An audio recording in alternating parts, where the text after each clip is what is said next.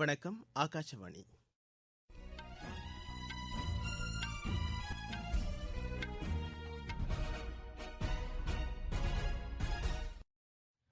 செய்திகள் வாசிப்பவர் முகமது. தலைப்புச் செய்திகள். அமெரிக்க அதிபர் தேர்தலில் வெற்றி பெற்றுள்ள திரு ஜோ பைடன், துணை அதிபராகும் திருமதி கமலா ஹாரிஸ் ஆகியோருக்கு குடியரசுத் தலைவர் திரு ராம்நாத் கோவிந்த், பிரதமர் திரு நரேந்திர மோடி ஆகியோர் வாழ்த்து தெரிவித்துள்ளனர். குஜராத் மாநிலம் ஹசிராவில் படகு போக்குவரத்து முனையத்தை பிரதமர் திரு நரேந்திர மோடி காணொலி காட்சி வாயிலாக இன்று காலை 11 மணிக்கு தொடங்கி வைக்கிறார். பீகார் சட்டப்பேரவைத் தேர்தலுக்கான மூன்றாவது மற்றும் இறுதிக்கட்ட தேர்தலில் 57.91% வாக்குகள் பதிவாகியுள்ளது. வாக்கு எண்ணிக்கை நாளை மறுநாள் மேற்கொள்ளப்படுகிறது. 2017ஆம் ஆண்டு டிசம்பர் மாதத்திற்கு முன்பு வாங்கப்பட்ட 4 சக்கர வாகனங்களுக்கும் ஃபாஸ்டேக் நடைமுறை கட்டாயமாக்கப்பட்டுள்ளது. ஐபிஎல் கிரிக்கெட் போட்டியில் இன்று நடைபெறவுள்ள இறுதிப் போட்டிக்கான 2வது தகுதி சுற்று ஆட்டத்தில் ஹைதராபாத் அணி தில்லி அணியை எதிர்கொள்கிறது. இனி விரிவான செய்திகள். அண்மை காலமாக சர்வதேச அளவில் எதிர்பார்க்கப்பட்ட அமெரிக்க அதிபர் தேர்தலில் ஜனநாயக கட்சி வேட்பாளர் திரு ஜோ பைடன் வெற்றி பெற்றுள்ளார். அதிபராவதற்கு மொத்தமுள்ள 538 பிரதிநிதிகளின் வாக்குகளில் 270 வாக்குகள் தேவை என்ற நிலையில் திரு ஜோ பைடனுக்கு இதுவரை 290 வாக்குகள் கிடைத்துள்ளது. அவரை எதிர்த்து போட்டியிட்ட குடியரசுக் கட்சி வேட்பாளரும் தற்போதைய அதிபருமான திரு டொனால்டு டிரம்ப் 214 வாக்குகள் மட்டுமே பெற்றுள்ளார். இதன் மூலம் திரு ஜோ பைடன் அமெரிக்காவின் 46வது அதிபராவது உறுதியாகிவிட்டது.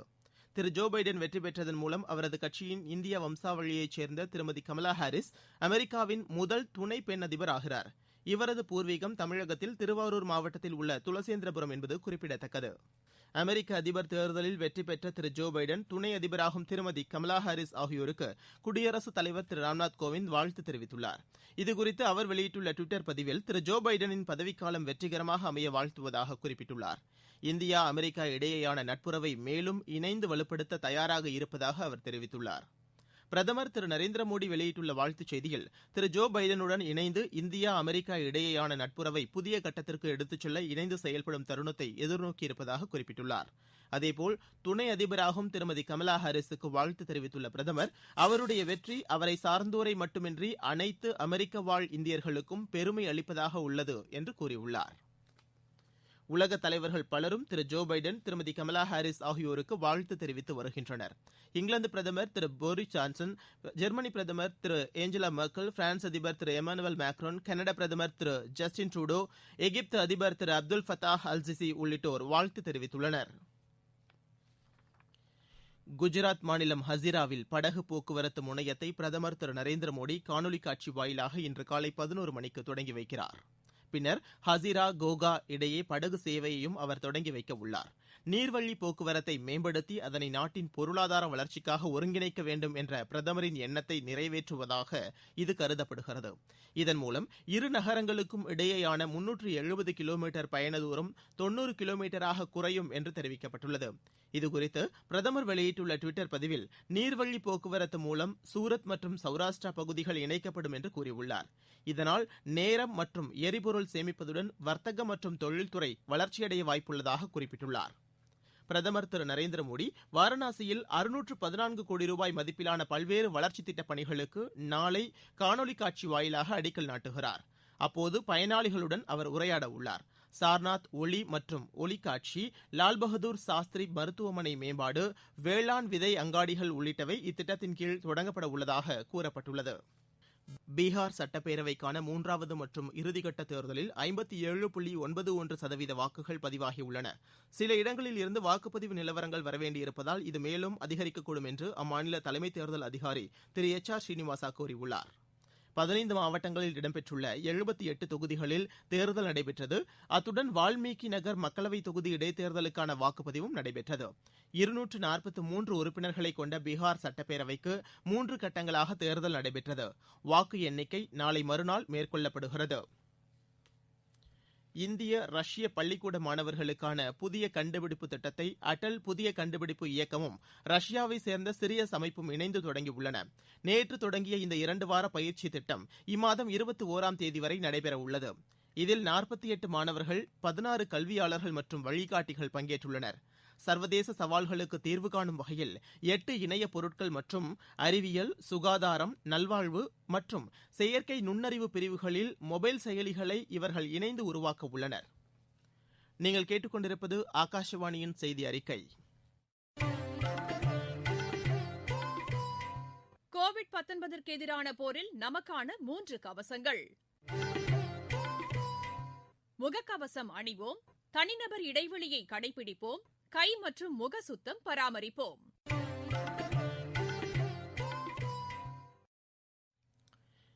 சஞ்சீவனி எனும் தேசிய தொலை மருத்துவ சேவை மூலம் இதுவரை 7 லட்சம் பேருக்கு ஆலோசனை வழங்கப்பட்டுள்ளதாக மத்திய சுகாதார மற்றும் குடும்ப நலத்துறை அமைச்சகம் தெரிவித்துள்ளது. கடந்த 11 நாட்களில் மட்டும் 1 லட்சம் பேருக்கு தொலை மருத்துவ சேவை அளிக்கப்பட்டுள்ளதாக கூறியுள்ளது. மேலும் நாளொன்றுக்கு சுமார் 10,000 பேருக்கு மருத்துவ ஆலோசனை வழங்கப்படுவதன் மூலம் நாட்டிலேயே மிகப்பெரிய எண்ணிக்கையில் புறநோயாளிகளுக்கு சேவை அளிக்கப்படுவதாக தெரிவித்துள்ளது. இச்சேவை மூலம் பல்வேறு பகுதிகளில் உள்ள நோயாளிகள் மருத்துவர்களை தொடர்பு கொண்டு பயன்பெறுகின்றனர். அத்துடன் பயிற்சி மருத்துவர்களுக்கும் இந்த தொலை மருத்துவ சேவை பயனளிப்பதாக தெரிவிக்கப்பட்டுள்ளது. அனைத்து 4 சக்கர வாகனங்களுக்கும் வருகிற ஜனவரி 1ஆம் தேதி முதல் ஃபாஸ்டேக் நடைமுறை கட்டாயமாக்கப்படுவதாக மத்திய சாலை போக்குவரத்து மற்றும் நெடுஞ்சாலைத்துறை அறிவித்துள்ளது.